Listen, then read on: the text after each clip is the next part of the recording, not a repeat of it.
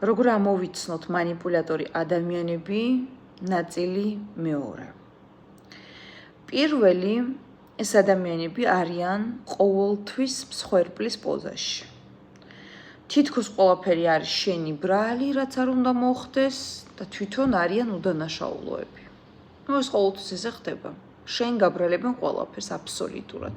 მეორე თავს გაგზნობინებენ დამნაშავედ და ისე გელაპარაკებიან, რომ შენც ეჭვი გეპარება შენ სიმართლეში გასავით ფიქრობ, მართლა ესე ხომ არ მოხდა ნეტა? ანუ ხო ხვდებით, აი ყულს ესე გაჯერებენ, რომ ხანდახან შეიძლება შენ შეგეპაროს ეჭვი. ესეა ნამდვილად? თამაშობენ ფასეულობებით. იციან შენი სუსტი მხარეები და მაგით манипуლირებენ. მაგალითად, შენ შეიძლება ნათქვამი გაქვთ თქვენ, რომ აი რა, მაგალითად, აი ამ ფასეულობას მე არ გადავალ, აი ესე რომ მოხდეს, ამას არ გავაკეთებ, რაც არ უნდა მოხდეს.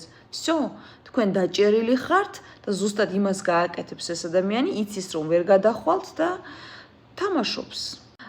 გეუბნებათ პატარა ესეთ ბრჭყალებში მიკერძოებულ კომპლიმენტებს. აი როგორ იცით, კი ვითომ გაქებთ, მაგრამ სინამდვილეში ისეთ როგორ გაკონტროლებთ ეს ადამიანი.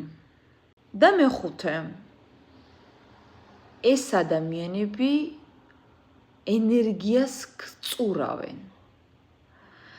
აი ხშირად არიან ადამიანები, როდესაც ენერგოვამპირები არიან ძირითადად манипуляტორები, ქალები, აი ვარდივით ქალი ჩაკვდება, ჯანმრთელობის პრობლემები, როგორც ვარდი ჩაკვდება, ფერი, ხორცი, სიცოცხლე აღარ უნდა ადამიანს, იმიტომ რომ ამ манипуляტორ ადამიანს ყავს დაჭერილი და ამის ენერგიაზე ზის და სანამ არ ამოაშრობს მის ენერგიას და მიაგდებს, მანამდე არ მოასვენებს, ესე ვთქვათ. აი ბოლოს რომ რაღაცა დაემართება და ავატყოფობა და ასე შემდეგ, მე შეიძლება ბოლოს მიაგდოს და წავიდეს. მანამდე არ მოასვენებს. და როდესაც ესეთ კაცებს შორდებიან ხოლმე ქალბატონები, აყვავდებიან ხოლმე ადამიანს დაემსგავსებიან ყველაფერი კარგად.